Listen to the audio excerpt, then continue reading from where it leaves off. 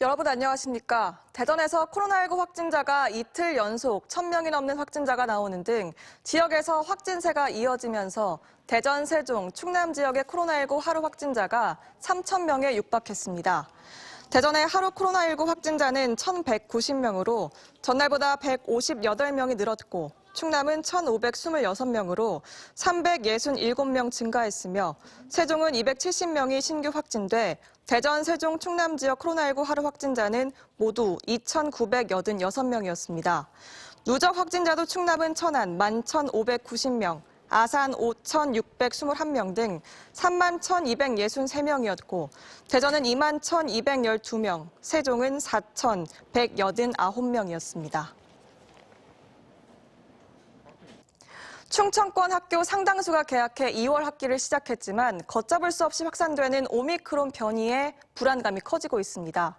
학교마다 초비상 상황인데 3월 새 학기부터는 과연 전면 등교를 할 수 있을지 교육당국이 확산 상황을 주시하고 있습니다. 김진석 기자입니다. 오미크론 변이가 기승을 부리는 가운데 설 연휴가 끝나고 개학한 대전의 한 중학교입니다. 학년별 등교 시간에 시차를 두고 출입 동선을 나누는 한편 학생들 간 접촉을 차단하기 위해 널찍하게 1m 이상 책상 간 거리를 두었습니다. 수업 시간을 2시간 이상 길게 늘려 학생들의 이동을 최소화하고 쉬는 시간마다 출입문을 소독하는 등 방역에 바짝 신경을 곤두세우고 있습니다. 코로나 상황으로 원격 수업과 가정학습 기간이 길어지면서 학력 격차 발생이 우려되자 학교 측은 엄격한 방역 수칙 준수 속에 수업을 이어가고 있습니다. 본교에서는 원격 수업은 이제 소규모 학교에 해당되기 때문에 원격 수업을 하기보다는 대면 등교를 통해서 학력 저하라든가 정상적인 등교 수업이 학생들의 인성교육 차원에서 좋을 것 같아서 실시하고 있습니다. 2월 중으로 봄방학을 앞두고 중간 개학을 했거나 예정인 학교는 대전이 전체 308개교 중 215개교, 충남은 725개교 중 154개교입니다. 대전과 충남교육청은 일선 학교에 대면 수업을 원칙으로 하고 학교 여건에 따라 시차 등교와 원격 수업 전환 등 탄력적인 학사 운영 지침을 내렸습니다. 세종시 교육청의 경우는 2월 개학하는 학교 정규 교육과정을 모두 원격 수업으로 전환하고 학교 운동부에 대해 합동훈련 전면 금지 등 강도 높은 대책을 내놓았습니다. 오미크론 변이 확산이 거센 가운데 충청권 교육청들은 학내 방역을 점검해 3월 전면 등교에 대비한다는 방침입니다. 특히 2월에 졸업식 등 주요 학사 일정이 몰려있는 만큼 단체 행사 자제 등 지침도 각급 학교에 내려보냈습니다. 원격 수업 시에는 쌍방향 수업 등 내실 있는 수업을 안내하였으며 졸업식 등 각종 행사에서는 온라인 또는 학급 단위 이하 최소 단위로 운영하도록 안내하였습니다. 국내 코로나19 확산세가 좀처럼 진정세를 보이지 않고 있어 교육당국이 추진하고 있는 3월 정상 등교는 점점 불투명해지고 있습니다. TJB 김진석입니다. 올 1월 1일 기준 표준지 공시지가가 세종은 평균 10.77% 상승해 전국에서 두 번째로 많이 올랐고 대전은 9.28%, 충남은 8.18%로 나타나 세 부담이 커질 전망입니다. 세종의 경우 지난해 12.4%보다 상승률은 소폭 내렸고 충남은 개발 수요가 많은 천안시 서북구 10.46%, 아산시 10.14% 등이 올랐고 원산에서 안면 해저터널 개통과 서부 내륙 고속도로 건설 기대감 등이 반영되면서 평균 공시지가가 지난해보다 올랐습니다. 표준지 공시지가는 시군 지적부서나 국토교통부 부동산 공시가격 알림위에서 열람할 수 있고 이의 신청은 오는 23일까지 국토교통부 누리집을 통하거나 시군 지적부서를 직접 방문하면 됩니다. 올 들어 대전의 집값이 5주 연속 하락하고 전국적으로도 수도권을 비롯한 하락 지역이 늘어나면서 주택시장이 본격적인 조정기로 들어서고 있습니다. 한국부동산원의 1월 다섯째 주 주간 아파트 가격 동향에 따르면 대전의 아파트 매매 가격은 전주 대비 0.03% 하락하며 5주 연속 하락세가 이어졌습니다. 세종은 신규 입주 물량과 거래 위축으로 전주 대비 0.13% 하락했고 충남은 평균 0.06% 올랐습니다. 2020년 9월 셋째 주 이후 상승세를 보이던 전국 평균 아파트 가격도 16개월 만에 처음으로 보합 전환했습니다. 올해 치러지는 6월 지방선거에선 헌법재판소 판결에 따라 지방의원 선거구를 조정해야 합니다. 국회에서 논의 중인데 충남의 경우 천안 등 도시지역은 선거구가 늘지만 금산 등 농어촌 지역은 줄고 대전도 각 구별로 선거구 조정에 불가피해서 해당 지역의 반발이 나오고 있습니다. 서울방송센터 이선학 기자가 보도합니다. 지난 2018년 헌법재판소는 지방선거 선거구별 인구 편차를 기존 4대1에서 3대1로 조정하라고 결정했습니다. 예를 들어 인구가 가장 적은 선거구가 10,000명이라면 인구가 가장 많은 선거구는 3만 명을 넘길 수 없다는 건데 이를 충남 지역 38개 광역의원 선거구에 적용하면 7개 선거구는 상한선을 초과하고 6개 선거구는 하한선에 미달합니다. 천안과 아산 등 도시지역은 상한선을 초과하지만 서천과 금산 등 농어촌 지역은 하한선에 미달해 최소한 도시지역 2곳은 늘고 농어촌 지역은 선거구 2곳을 줄여야 합니다. 이에 따라 광역의원 선거구 감소가 우려되는 전국 14개 기초자치단체가 최근 국회를 찾아 선거구 획정 개선을 촉구했고 지역 정치권도 지역 대표성 확보와 농어촌 특성을 감안한 선거구 획정을 요구하고 있습니다. 헌재에서 제시한 인구 수만을 기준으로 할 경우 도시와 농촌 지역의 격차를 크게 심화시킬 뿐만 아니라 농어촌 지역의 인구 소멸을 더욱 가속화시키기 때문에 매우 부당하다고 생각을 합니다.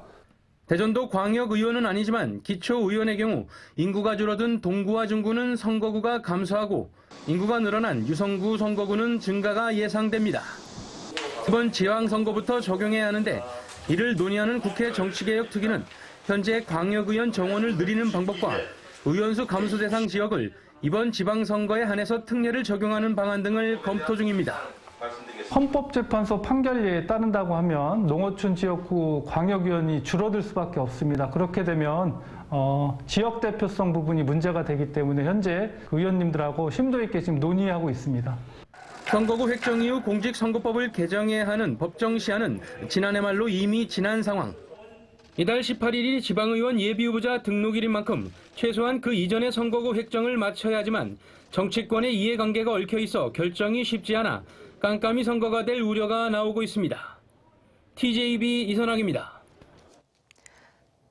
이어서 희망 2022 나눔 캠페인에 참여해주신 분들입니다. 대전 성모병원 김용남 병원장 외 직원 1동 300만 원, TJB 대전방송 및 TJB 문화재단 임직원 1동 1,000만 원 보내주셨습니다. 사랑의 온도는 대전 106도, 세종 147도, 충남 120도를 기록했습니다. TJB는 희망 2022 나눔 캠페인을 통해 1억 7,279만 1,800원 성금을 모아 사회복지공동모금회에 전달했습니다. 더불어 사는 세상을 만들기 위해 따뜻한 관심을 보내주신 모든 분들께 감사드립니다. 일제강점기 독립운동가들이 투옥되고 한국전쟁 당시엔 민간인 시신이 수장된 장소로 쓰인 옛 대전형무소 우물이 대전시 첫 등록 문화재로 등록됩니다. 이는 문화재 등록 권한이 국가에서 시도지사로 확대됨에 따른 것으로 옛 대전형무소 우물은 한 달간 등록 예고를 거쳐 문화재위원회 개최 이후 최종 등록 고시가 이루어지게 됩니다. 옛 대전형무소는 도산 안창호 선생과 몽양 여운형 선생 등이 투옥됐고 한국전쟁 당시엔 민간인 학살이 이루어진 장소로 현재는 우물과 망루만이 남아 있습니다. 강도살인 등으로 무기징역을 확정받은 20대 남성이 교도소에서 다른 사람을 숨지게 한 혐의로 또다시 법정에 서게 됐습니다.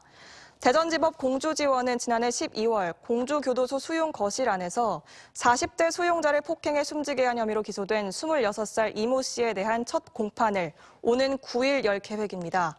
재판 과정에서 검찰의 사형 구형 가능성이 높은 가운데 사형 존폐 논쟁이 이어질지도 관심입니다. 이 씨는 지난 2019년 12월 계룡시의 한 도로에서 금을 직거래하자며 만난 남성을 때린 뒤 승용차와 금 100돈을 빼앗아 달아났으며 폭행을 당한 남성이 숨져 강도살인 혐의 등으로 무기징역을 선고받았습니다.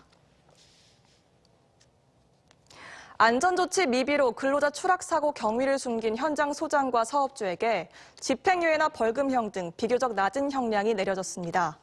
대전지법 김지영 판사는 대전 유성구의 건물 4층에서 60대 현장 근로자가 추락해 숨지자 업체 대표와 공모해 안전시설물 사진을 조작하는 등 피해자 부주의로 사고가 난 것처럼 꾸민 현장 소장에게 징역 1년에 집행유예 2년, 업체 대표와 직원 등 3명은 벌금 300에서 500만 원을 선고했습니다. 재판부는 죄질이 매우 나쁘다면서도 유족과 합의한 점을 감안했다고 밝혔습니다. 군 최대 신병교육기관인 논산 육군훈련소가 27년 만에 훈련병에 대한 전면 금연 방침을 손볼지 관심입니다.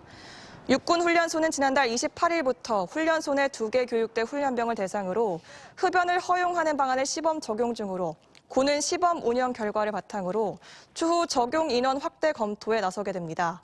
이는 지난해 논산 육군훈련소에서 코로나19 과잉 방역 논란이 불거짐했다는 것이며 논산 육군훈련소에는 1995년 2월부터 전면 금연 정책이 시행돼 왔는데 흡연 허용에 대한 찬반 논란도 적지 않아 확대 여부가 주목됩니다. 한국 타이어앤테크놀로지가 지난해 연말 파업에 따른 생산 중단과 물류 대란 등의 어려움에도 상반기 판매 호조에 힘입어 매출과 영업이익의 신장세를 이어갔습니다. 한국타이어는 지난해 전체 매출이 7조 1,422억 원으로 전년 대비 10.7% 증가했고 영업이익은 6,418억 원으로 전년 대비 2.2% 신장했습니다. 다만 지난해 4분기 매출과 영업이익은 노조 파업에 따른 비용 상승과 생산 중단으로 각각 전년 동기 대비 61.3%와 51.3% 감소하며 적자를 기록했습니다. 코로나19 확진자 폭증으로 재택치료자 이송 등이 늘면서 일반 응급환자 이송 차질이 우려되는 가운데 충남소방본부가 기간제 근로자 52명을 모집하기로 했습니다.